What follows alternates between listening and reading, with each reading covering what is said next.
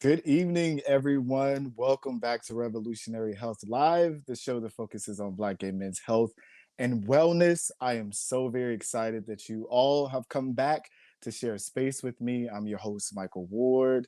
And make sure while you're here that you check out all our social media at CNP Tribe. As well, we're on YouTube and on all your digital streaming platforms as well. Now, Revolutionary Health as the podcast. So I'm very excited that you have come back here for another episode. I see some faces in the chat already. I'm so very excited that you all are here. Tonight is going to be a very interesting conversation. We're dealing with crystal meth. So I just want to preface this by saying that we want to remember that we're still talking about people. Although this is a very sensitive issue, we want to try to remain free of stigmatizing language and definitely use people first language as we talk about crystal meth. But I am very excited to have this guest on the show with me tonight. He's a social worker, he's an activist, he's a spoken word artist, he's a teacher, journalist. But for tonight, he is my guest here on Revolutionary Health, Dr. Keith Green out of Chicago. So he will be talking with me tonight about crystal meth use in Chicago. So with round of applause. Just want to welcome you to the show. How are you doing this evening, Dr. Keith Green? Thank you so much. I'm well, a little tired today, but I'm all right. How are you? Hey, yes, I am well myself. Thank you Good. so much. And I can understand being tired. So I'm glad that you are here to have this conversation with me. And I won't take up too much of your time. I promise I won't. I love being here. So thank you for having me.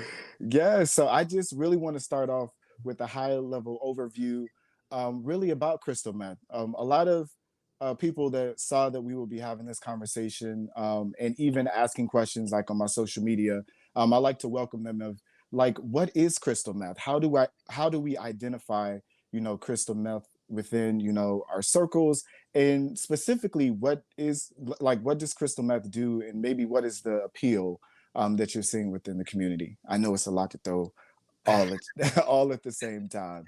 Yeah, no problem. And I'll try to answer as best I can. So first of all, I think that we have to stray away from the crystal part of the language, right? Because it's not always in crystal form that folks are using it, right? And so I think sort of thinking about how we identify it and talking about it as methamphetamine encapsulates all of the different ways that people may be using. Some people inject, some people smoke, some people snort, right? There are a few different ways that folks are using it.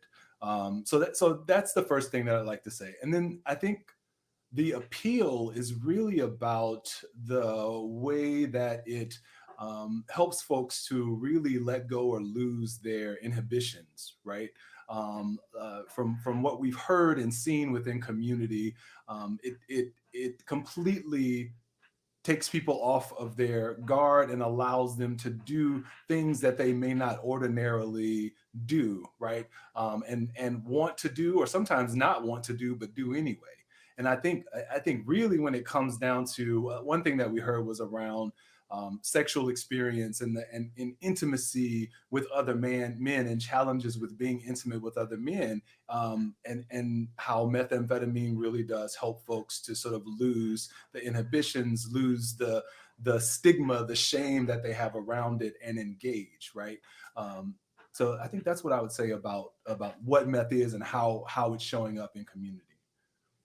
Yeah, definitely. Thank you for that. And thank you as well to, like I say, everybody in the chat. Feel free to drop questions as we have this conversation as well, so we can try to incorporate as many of those in as possible for you.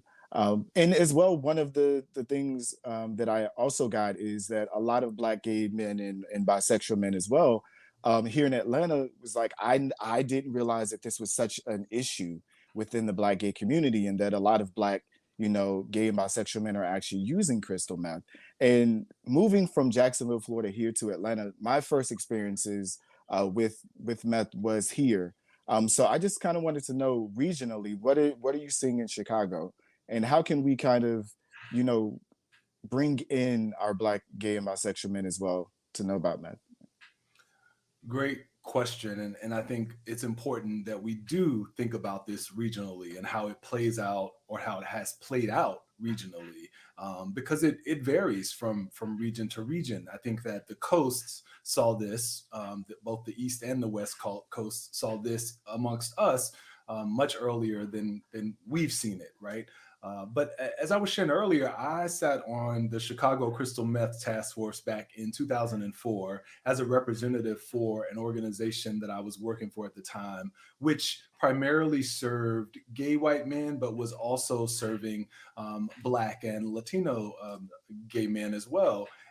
And on that task force, the task force itself really was focused on the rise in use amongst white gay men, and particularly the circuit party scene, right? We were not seeing it in any significant way amongst Black gay men, with the exception of, some Black gay men who party primarily or mostly with white gay men who were doing meth, but we weren't seeing it amongst us.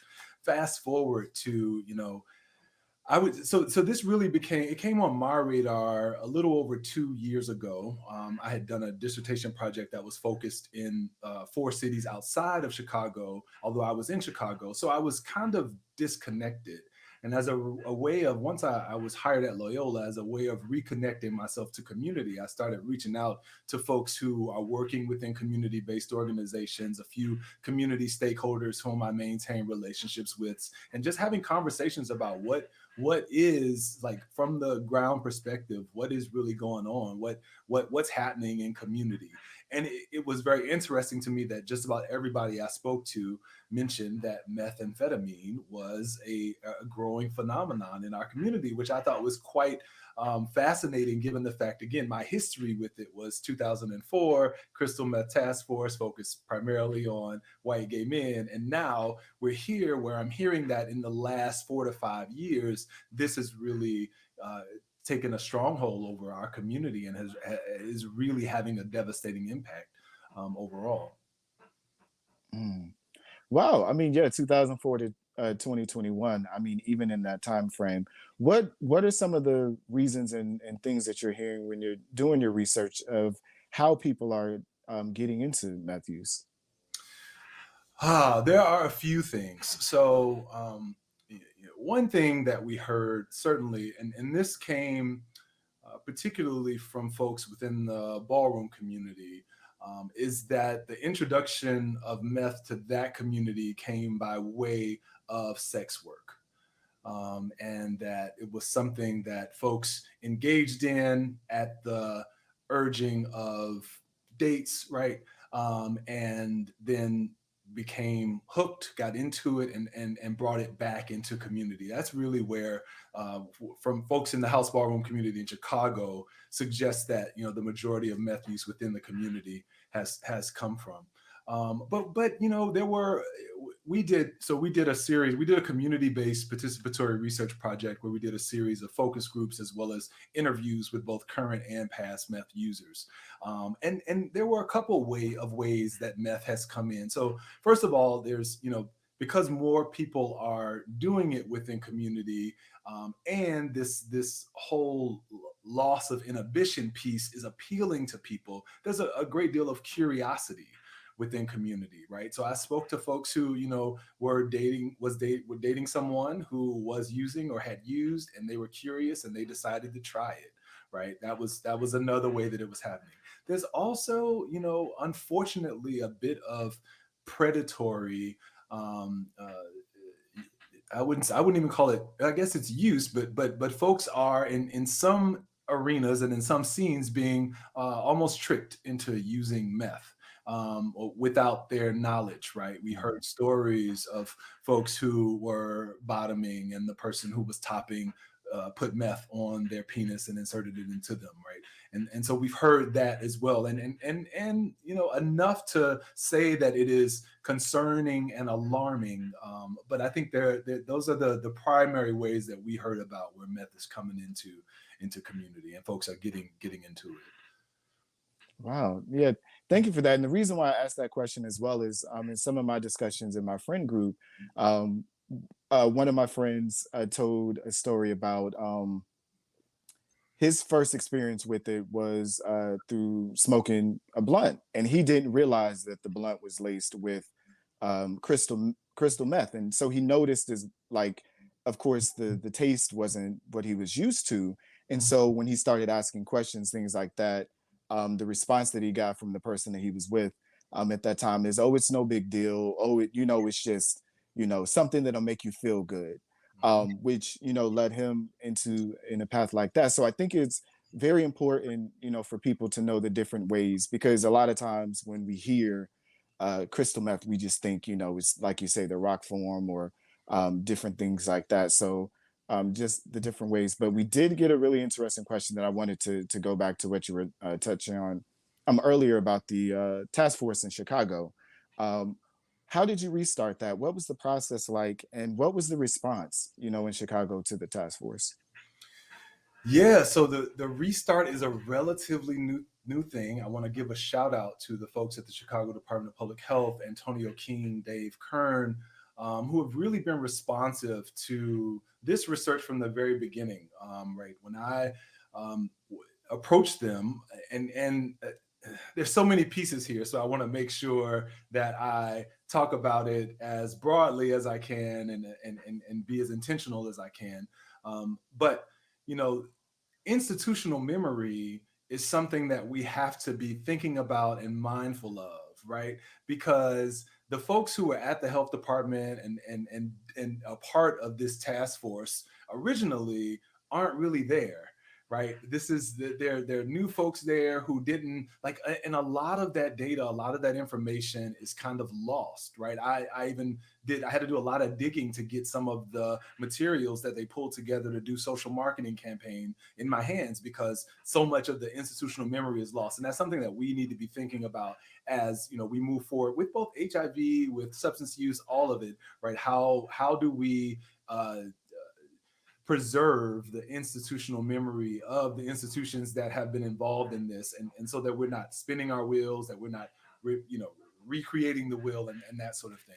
So I have been myself, Dr. Maya Green from Howard Brown Health Center, have really been communicating with folks at our health department about reigniting this task force since we really first started on this research. And so recently we created what's known as a docu article, what we're calling a docu article, because we wanted this data to be accessible not to community and not just to academia or academicians. So we created a docu article that is a 45-minute clip about the process of the research. And we did a screening recently, invited folks from the health department who were there, our first official screening, and they were really moved by what they saw, and shifted. I think that we were sort of like in like a neutral gear prior to that, but I think that really shifted the gear, and they've reignited the task force, bringing people back to the table. We'll be hosting another screening for providers specifically, and we have a couple of asks of the health department. One of them is for our health department to uh, analyze and release data that they have about meth use within community. We don't expect that they have much, but they do have some data, and we'd like it. It's probably old data at this point because we've been asking for it for a little while. Mhm. Not to really blast the health department, but I think that folks in other communities certainly, if we really want to get a handle on this, we got to kind of know what's happening. So we've asked them for that data, but we've also, asked for or are pushing for them to change the ways in which they collect data around substance use, and particularly meth use, from their partner and funded organizations, right? So we're working with the health department to do that. And then we're also encouraging them to, in the same way that in 2004, they supported a social marketing campaign that was focused primarily on gay white men, that they do the same for us. And when I say for us, like, we're very intentional that this impacts our communities in different ways. So we're not a monolithic community for sure. How this looks in ballroom looks different from how it looks in the leather community. Right. So we want to be very, very intentional about the way that we develop social marketing campaigns, so that we're not speaking to us as just sort of one homogenous body of folks, but that you really do tap into the differences that exist amongst us and the different reasons why people might be using, as well as the different stages where people might be using at, right? If you are, we've heard from folks in community, and it can take years for someone to develop an addiction to alcohol after they take their first drink. That time frame could be weeks or even months, with respect to methamphetamine use. So we really want to think about, like, what does it mean to speak to someone who's curious? Because we know that folks are curious. How do we speak to folks who are curious? How do we speak to folks who use occasionally, using a harm reduction perspective, right? Mhm. And understanding how and why people use. Like, how do we speak to different people? And that's gonna take work, but we're all really invested in it, and moving forward with it.